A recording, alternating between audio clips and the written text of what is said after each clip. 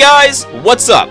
TyTyTheGamerGuy here, and welcome to Top 10 Favorite Generation 2 Pokemon. Playing Crystal, for the first time at that, has gotten me into the Johto mood. It's the region I've had the least amount of experience with, but even that was still enough for me to dive through its roster of exactly 100 Pocket Monsters and pick the lucky 10 I'll talk about in this video. So let's not waste any time and dive right in. Before we start though, as always, here are some quick disclaimers. These are entirely my opinions. I am not saying that any of my picks are objectively the best, nor did I construct this list based on a Pokemon's viability for PvP. Being good at battling can certainly help, but it's not the only factor I look for. Nor is it even the biggest. I just have to like it. With that out of the way, let's begin!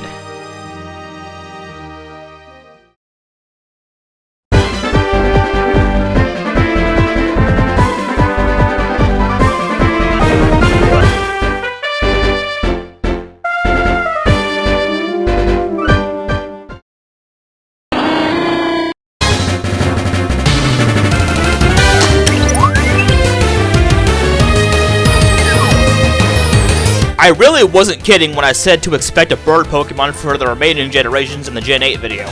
I just really like birds, okay? From cardinals, blue jays, golden finches, parakeets, cockatoos, macaws, hawks, falcons, eagles, you name it. But owls in particular are my favorite.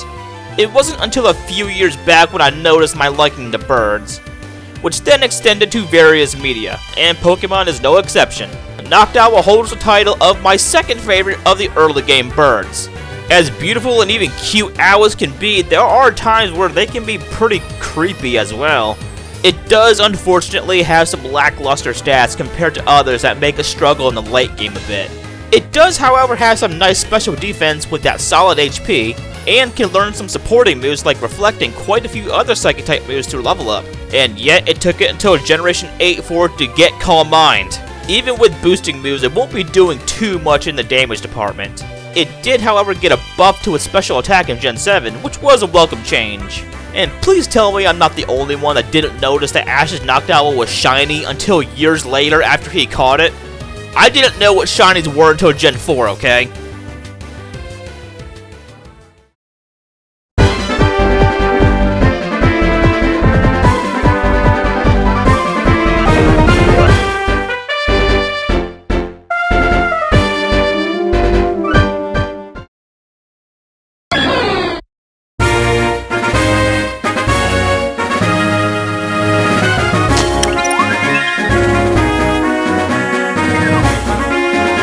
Time jumping to number 9 is my favorite of the Pixie mythical Pokemon, Celebi.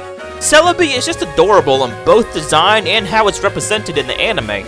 I just like it. That's really all I can say. But then this segment would be way too short.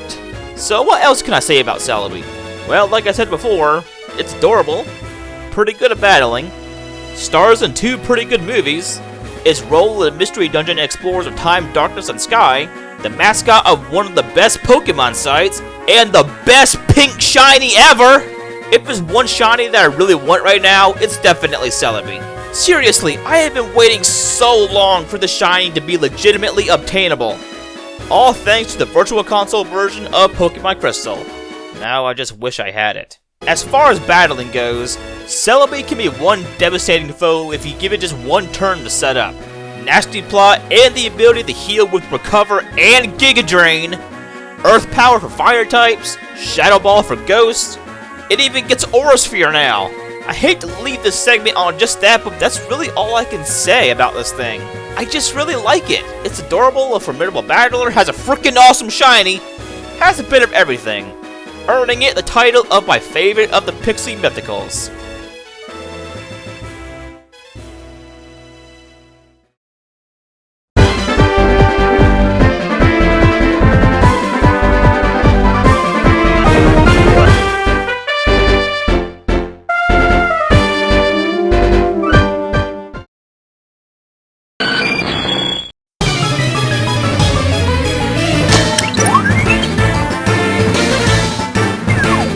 That's right, this nest has room for 2.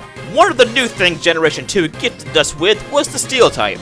which was much needed to balance out the absolutely broken Psychic type in Gen 1, and this Jotonian Dynablade is just one of them. Skarmory is just all around a great Pokemon from its design and battle prowess, although another metallic bird really gives it a run for its money. But you always have to remember the original, although I wish it was a bit more animated in the 3DS and Switch titles. It may have not made the cut for the Team in Crystal like I initially planned because of its terrible Generation 2 level up learn set, but it'll spread its wings another day. With 140 defense, only 2 weaknesses, 2 immunities, and access to Roost, Skarmory is a fantastic physical wall. Usually Skarmory is a one-trick pony with its main role being setting up spikes, stealth rocks, forcing switches with Whirlwind, and taking physical hits like there's no tomorrow. But with its naturally great defense, it can do decent damage with Body Press, an attack that's based on the user's defense. And you can boost both its defense and the power of Body Press with just 1 Iron defense.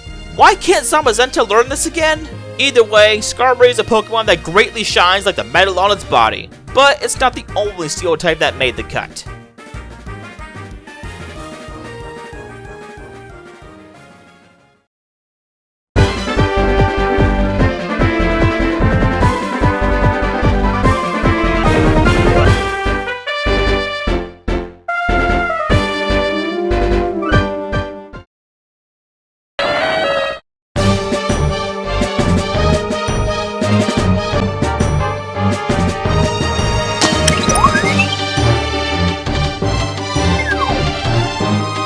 Rolling around at anything but the speed of sound is Donphan.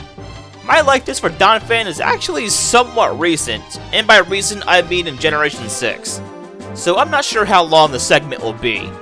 Back in my consistent PvP days, Donphan was my go-to stealth rocker. I've used it in plenty of my battles and it served me well, taking hits and doing solid damage with Earthquake like it was trained for, and rapid spinning any hazards on my side of the field. It can even learn Ice Shard to get some quick chip damage in, and on odd occasions a quick KO. Since then, I've explored with using Donphan across the other games, and it's only made me appreciate it even more. It was especially useful in XD Gale of Darkness for taking any physical shadow moves and unleashing the mighty Earthquake. Sometimes I even forget it's in the Hoenn Pokedex, and I loved how even after Ash's Phanpy evolved, it kept its very playful, energetic personality, and Rampage Rollout is one of my favorite minigames in Pokemon Stadium too. So yeah, Donphan is a pretty cool Pokemon, even if it was a little late to the party. Copperajah may be Pokemon's first traditional elephant, but I'm sticking with my Armadillophant until the very end.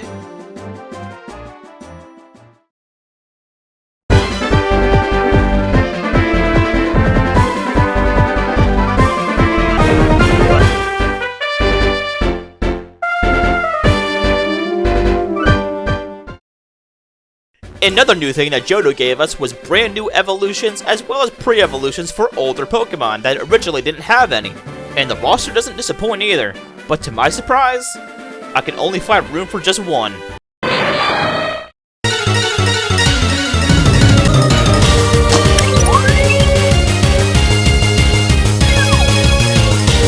Where do I begin with this one?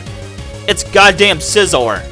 Just about every type of player can recognize this thing, from its awesome design, great stats, and consistent viability in PvP matches with its great typing of Bug and Steel. This thing really set the bar high for bug types in the future. It was even my second most wanted Pokemon for Pokken Tournament, and eventually that wish came true. Scizor is of the Power Style class, and its main thing is setting up Swords Dance to enhance its specials. Even though it's supposedly incapable of flight, although the anime suggests otherwise, its aerial combo game is literally insane and is incredibly satisfying to do. The Scizor may have not become a main or even secondary of mine, but I couldn't be happier that it managed to make the cut for Pokken Deluxe. It's kind of funny that in some ways, regular Scizor is arguably better than its own Mega. Mega Scizor has its place definitely, with better defenses and speed, but if raw damage is what you want, then you may be better off with a Life Orb or Choice Band, as both immediately hit harder than its Mega without having a Swords Dance boost. Speaking of its Mega, there's something I noticed recently in its Dex entries. It states that Scizor uses its wings to regulate its body temperature, otherwise it would get too hot and start to melt. And look at this. and the Mega Scissor's wings are constantly flapping in its idle animation. Huh, neat. As far as moveset building goes, Bullet Punch is an absolute must-have on any Scizor. Its introduction in Generation 4 was groundbreaking for this Pokemon. A stab priority move that gets boosted even further with Technician, making Scizor almost the perfect revenge killer. Not to mention Bug Bite, which also gets boosted by Technician, and U-Turn for Pivot. I also personally like to have Pursuit, yet another move that gets boosted by its ability, and gets even more powerful if you can predict a switch from your opponent. Even without that, it's still going to do decent damage.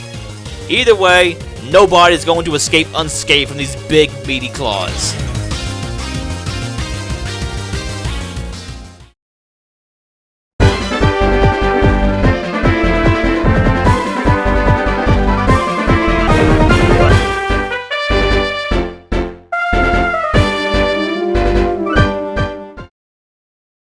Who's a good boy? Who's a good boy? Who's a good boy?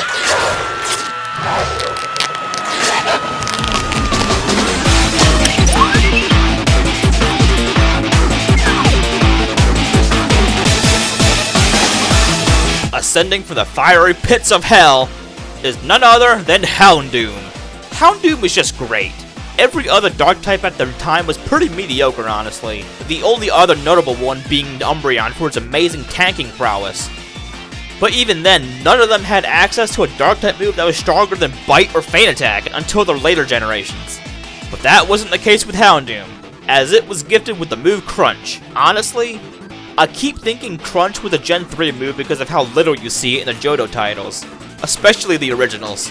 Either way, this Hell Doggo was treated quite well in its debut.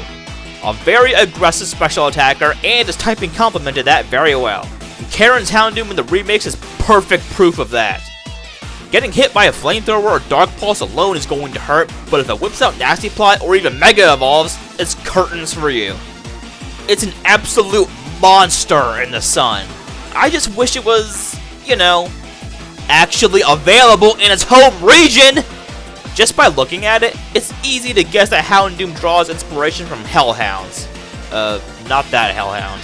Supernatural canines that are heavily associated with the underworld. Being based on something like that, its dark typing, and its dex entries that states that the burns from its fire will last forever, it's a perfect Pokemon for antagonists to have. However, that isn't always the case, and rightfully so. One of my favorite episodes from the anime is Houndoom's Special Delivery. This was Houndoom's anime debut even, and it perfectly emphasizes, don't judge a book by its cover. Houndoom can be just like any other dog under the right ownership. As someone who grew up with a multitude of different dogs, this episode really spoke to me. Just because something may look sinister and evil doesn't mean they truly are. Perhaps a belly rub is all you'll have to do to be able to see that.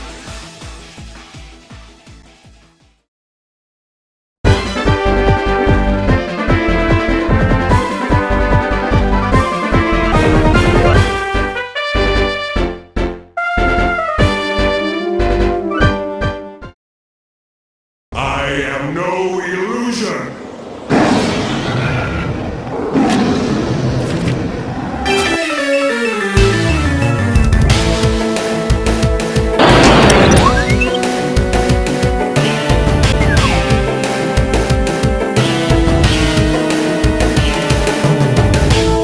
At number 4 is none other than one of the legendary beasts, Entei.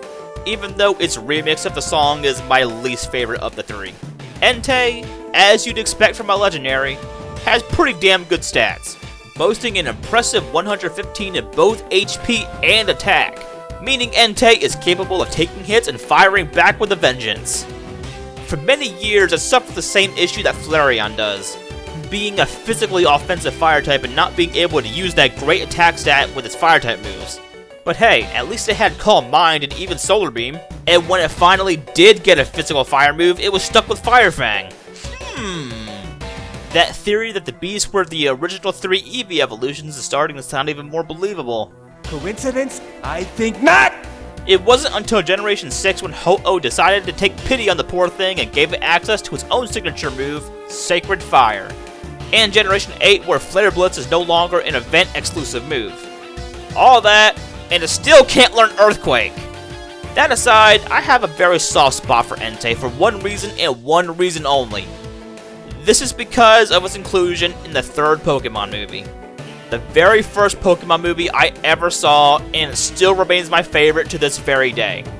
This movie was just great, and Entei is just one reason why, and is the first thing I think of when I see it. Molly and Entei's relationship and the whole premise of the movie was not only wholesome, but also pretty scary. The whole idea of living in a fantasy land sounds like a dream, but can also trap you from reality. And that battle between it and Charizard is hands down one of the best in the series.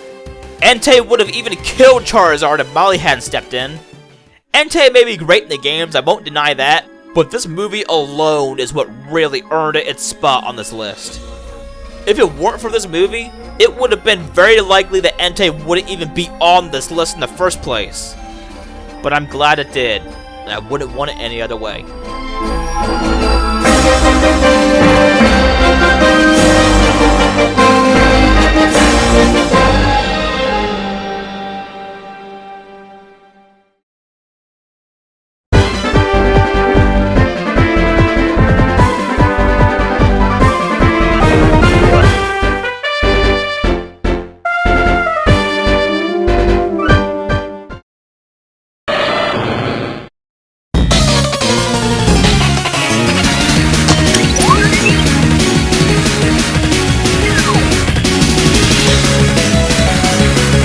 Rise up, Team Totodile, because the big boy is among the big three.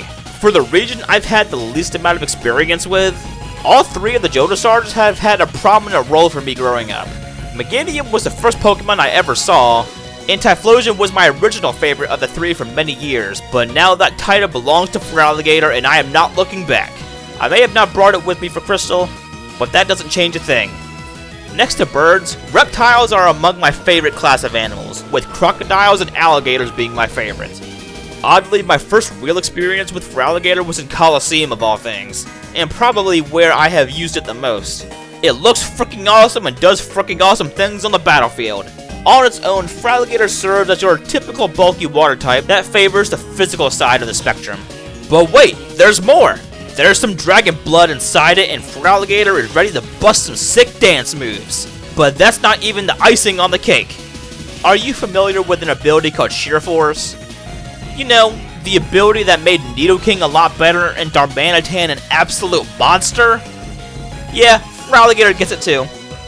Combined with Dragon Dance, this makes Feraligatr incredibly dangerous to deal with. Liquidation may lose its defense lowering chances, and Ice Punch loses its chances to freeze, but you can't argue with that extra boost in power from Sheer Force with Dragon Dance to top it off. Now that's something you can really sink your teeth into and tear your opponent to shreds.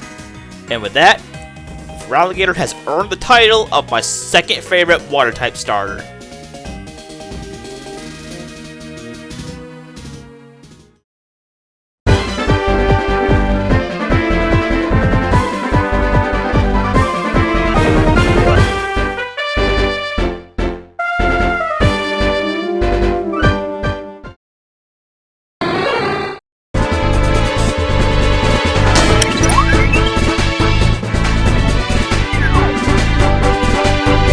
In second place, we have the android's dream come true, Ampharos. It feels like Ampharos is quite popular amongst many, and it's pretty easy to see why. I mean, just look at it. It's adorable. Just look at it bob back and forth and that dopey blank stare and those luscious locks its Mega is sporting. He knows how cute he is. I've seen some say Ampharos is overrated, and I can honestly see where they're coming from, but that won't tarnish my view of a Pokemon. I mean, just look at my top 10 Generation 1 video. Ampharos is quite the oddball compared to other electric types in the early days. The type was famous for their typically high speed stats. But Ampharos had other ideas. It has a giant, humongous, whopping speed of 55. Yep, you'd never expect that from an electric type. And its Mega is even slower. It must be steel wool it's wearing. But what it lacks in speed, it makes up for in firepower. Or in this case, thunder power. It can also take a hit quite well, especially with Cotton Guard. and can even learn some supporting moves like Light Screen. And I'm sure just like everyone else, I was absolutely flabbergasted upon seeing that Mega Ampharos is a Dragon type. People like to throw slander at Goodra of the Applin line and Alolan Executor, but Mega Ampharos becoming a Dragon was completely out of left field. And you want to know why? It's because of its Japanese name, Denryu. Denryu translates to Electric Current, but when split in half it says Denryu, which translates to Electric Dragon. It being able to learn Dragon moves from the very beginning now makes sense. But perhaps the biggest reason that earned Ampharos number 2 on this list is because of how many times I've raised one. I've used this thing in Coliseum quite a few times, at least once in Gold, White 2, and Y, and more times than I can count in Soul Silver. But I do know this. I have used Ampharos 5 times exactly in a row in Soul Silver alone. If that doesn't scream favorite electric type, I don't know what does. Before we get to number 1, I'd like to briefly go over some honorable mentions. Typhlosion, Ledian, Crobat, Espeon, Yanma, Elekid, Magby, Tyranitar, and Suicune.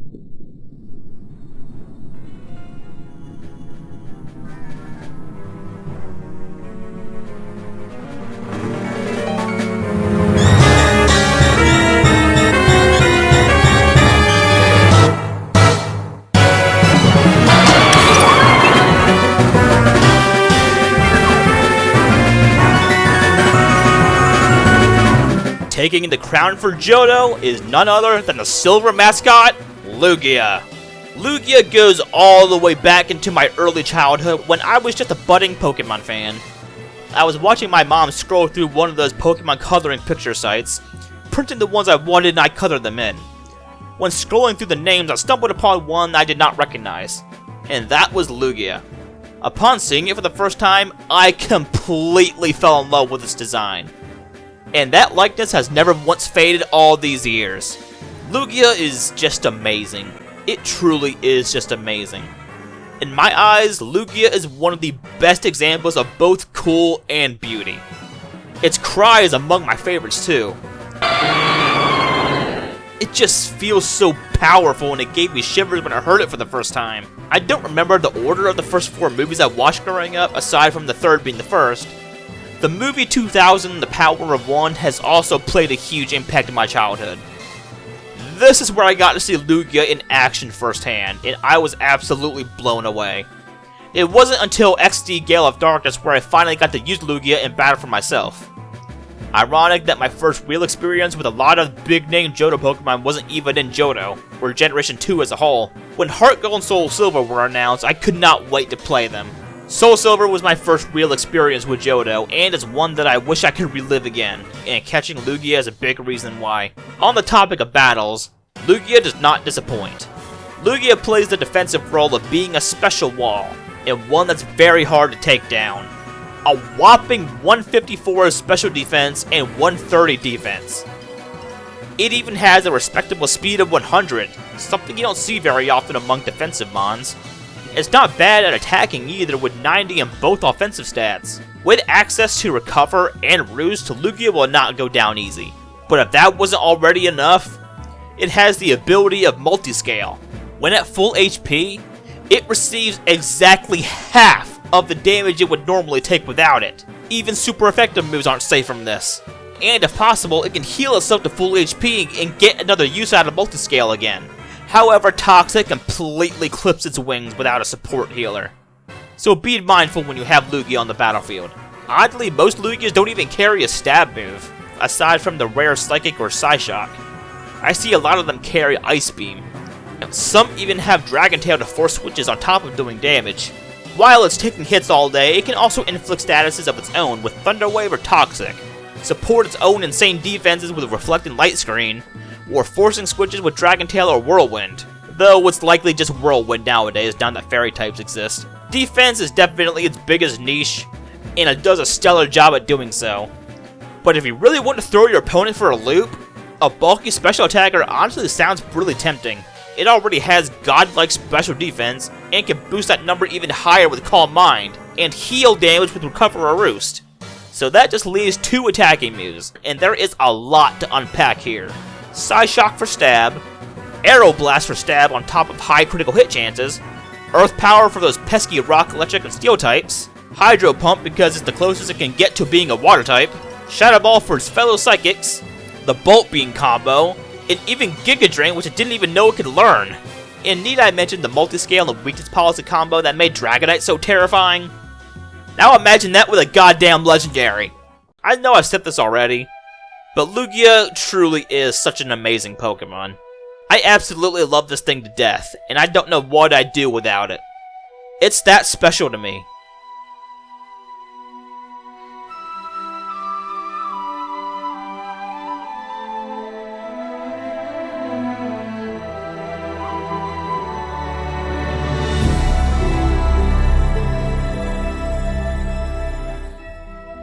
And when I listen to its song from the movie, I am overwhelmed with emotion.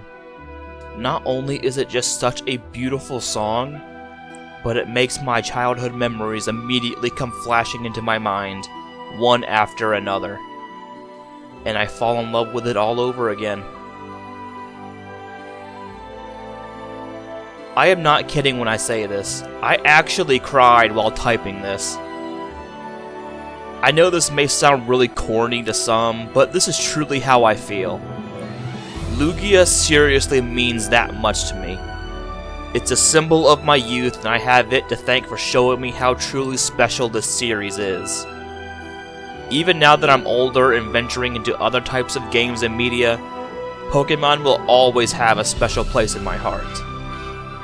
Even if I am not always pleased with things within it in modern times. But I will forever hold my memories, both old and new, deep in my soul. Lugia is my favorite Generation 2 Pokemon, but also my favorite Psychic type, favorite Flying type, and favorite Legendary. And I don't see it stepping down from its throne at all. And for many years, Lugia was even my favorite Pokemon of all time. But times have changed since then, and it no longer holds that specific title. But hey, there's no shame in being number 2. Because without it, I wouldn't have experienced everything it showed me, and I am eternally grateful to have experienced it growing up. And to that, I just have to say, thank you, Lugia. This is TyTyTheGamerGuy, and these are my top 10 favorite Generation 2 Pokemon.